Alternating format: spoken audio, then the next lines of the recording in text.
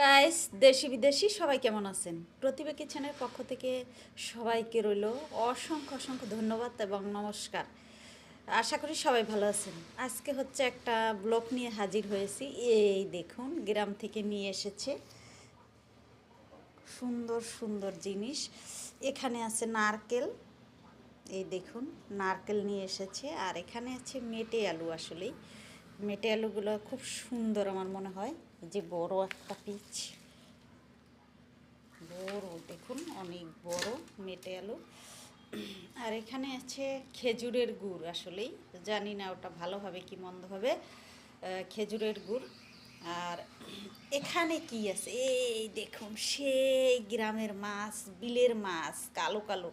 এই যে এখানে আছে শিং মাছ। এই দেখুন, এই কটা হচ্ছে আসলে ফ্রিজ থেকে নেমে ভিজিয়েছি। এই দেখুন, এই দেখুন কি সুন্দর কই মাছ, বড় বড়।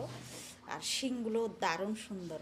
এখানের মাছগুলো অনেক সুন্দর। তো সবাইকে প্রতিভা কিচেনের পক্ষ থেকে অসংখ্য ধন্যবাদ।